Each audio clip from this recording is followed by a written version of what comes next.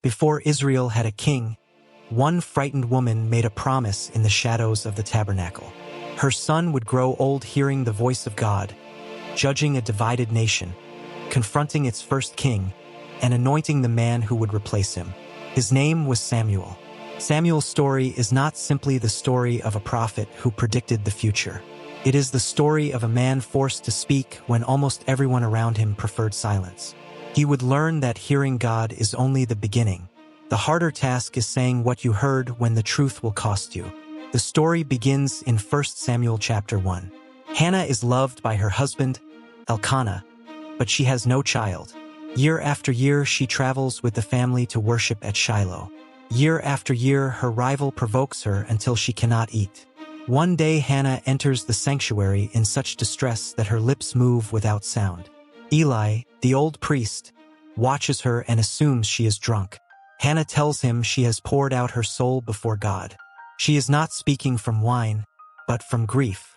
She promises that if God gives her a son, she will dedicate him to God's service. Eli sends her away in peace. In time, Hannah gives birth and names the child Samuel, a name connected to the fact that she asked God for him. When Samuel is old enough, Hannah keeps the promise that once seemed impossible. She brings him to Shiloh. She does not pretend the gift was easy to release. Her song celebrates a God who overturns human power. The proud are brought low, the weak are raised, and strength does not belong permanently to those who possess it. That song becomes the pattern of Samuel's life. Shiloh is a sacred place, but it is not a healthy one. Eli's sons abuse their priestly authority. They treat offerings with contempt and exploit the people who come to worship. Eli rebukes them, but he does not remove them. Corruption grows in the place where Israel is supposed to seek God. Then, during the night, Samuel hears his name. He runs to Eli, believing the old priest called him. Eli sends him back. It happens again. On the third time, Eli understands that God is calling the boy. He tells Samuel to answer as a servant ready to listen. The message Samuel receives is not gentle. Judgment is coming against Eli's house because the corruption was known and allowed to continue. Morning comes, and Samuel is afraid to repeat what he heard. Eli insists, so the boy tells him everything. Samuel's first prophetic assignment is to speak painful truth to the man who raised him. This is how his ministry begins, not with applause, but with a message he would rather not deliver. Soon Israel goes to battle against the Philistines. After a defeat, the elders bring the Ark of the Covenant from Shiloh as if its presence can guarantee victory. The people shout so loudly that the ground shakes. But the Ark is not a weapon they can control. Israel is defeated again. Eli's songsti. The Ark is captured. When Eli hears the news, he falls backward from his seat and dies. The collapse is national, spiritual, and personal. Samuel has watched the priesthood that raised him fall under judgment. Israel has learned that sacred objects cannot substitute for obedience. The Ark eventually returns, but the nation remains oppressed. Samuel gathers Israel at Mizpah and tells the people to put away foreign gods and turn to God with their whole hearts. They confess their sin. The Philistines hear about the gathering and move against them. Israel panics and begs Samuel not to stop crying out to God. As the Philistines approach, thunder throws them into confusion. Israel drives them back. Samuel places a stone between Mizpah and Shin. He calls it Ebenezer, stone of help, and declares that God has helped them to that point. It is not a monument to Samuel. It is a refusal to forget where rescue came from. Years pass. Samuel judges Israel, traveling a circuit through the land.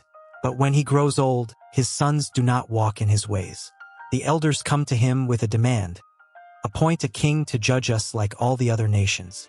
The request wounds Samuel. It also reveals something deeper. Israel does not merely want stable leadership. The people want to resemble the nations around them.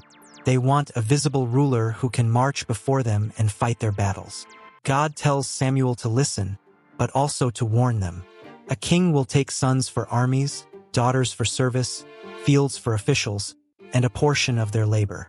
Royal power will not remain a symbol. It will enter their homes. The people refuse the warning. They still demand a king. Then Samuel meets Saul. Saul arrives while searching for his father's missing animals. He looks like the king Israel imagined. Young, impressive, taller than everyone around him. In private, Samuel pours oil over Saul's head and tells him that God has anointed him ruler. Samuel is not choosing a puppet. He gives Saul instruction, confirms the calling with signs, and presents him with a genuine opportunity to lead faithfully. At first, hope remains possible, but Saul's fear slowly becomes stronger than his obedience. Samuel must confront the king he anointed. He tells Saul that ritual cannot excuse rebellion and that obedience matters more than sacrifice. When Saul reaches for Samuel's robe, the cloth tears. Samuel declares that the kingdom will be torn from him and given to another. This confrontation is often remembered as Saul's rejection. But it is also one of Samuel's deepest griefs. Samuel does not celebrate being right. He mourns Saul. The prophet who announced the judgment still loves the man who refused the warning. Before the full tragedy unfolds, Samuel gathers Israel for a farewell address. He stands before the people and asks whether he has taken anyone's property, accepted a bribe, or used his office to crush them. The people answer that he has not defrauded or oppressed them. Samuel then recounts Israel's history. Again and again, God rescued the people. Again and again, they forgot. Their new monarchy does not cancel their responsibility to remain faithful. To show the seriousness of their demand, Samuel calls for thunder and rain during the wheat harvest. The sky darkens. The storm comes. The people realize the weight of what they have done and ask Samuel to pray for them. His answer reveals his heart. He will not sin against God by ceasing to pray for them. He will continue teaching them the good and right way.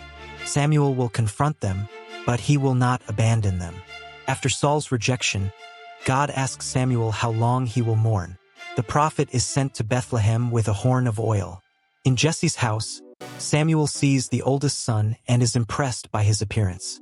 But he is warned not to judge by height or outward form.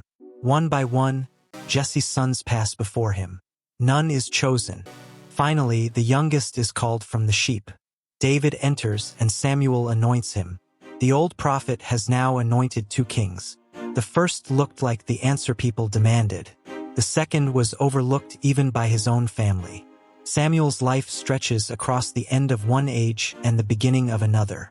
He was the child given through Hannah's prayer, the boy who heard God at Shiloh, the judge who raised Ebenezer, the prophet who warned a nation, and the man who anointed both Saul and David.